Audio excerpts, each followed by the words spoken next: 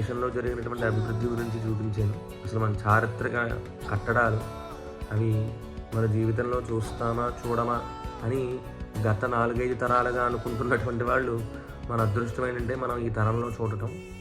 రెండో విషయం, అసలు గత 100 తరాలుగా ఎప్పుడు ఎవరూ చూడనటువంటి భయంకరమైనటువంటి స్థితి, అందున మన ఆంధ్రప్రదేశ్కి మన తెలుగు జాతికి పట్టినటువంటి దుర్గతి, వాటికి సంబంధించినటువంటి కూడా కొన్ని చిత్రాలు నేను అందులో పెట్టాను.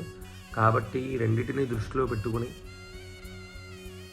మనము క్షేమంగా, మన తర్వాత వారు క్షేమంగా ఉండటానికి మనం రేపొద్దున్న మామిడి పండు తినడానికి ఇవాళ విత్తనం వేసుకోవాలి, రేపటి రోజున తినాలంటే. కాబట్టి రేపటి రోజున మనం గొప్ప స్థితి మన తర్వాత తరం వాళ్ళు చూడాలంటే ఇవాళ మనం దాన్ని జాగ్రత్తగా వచ్చినటువంటి అవకాశాన్ని సద్వినియోగం చేసుకోవాలి. కాబట్టి దృష్టిలో పెట్టుకొని అందరూ మీ అవకాశాన్ని సద్వినియోగం చేసుకోగలరు. జై శ్రీరామ్.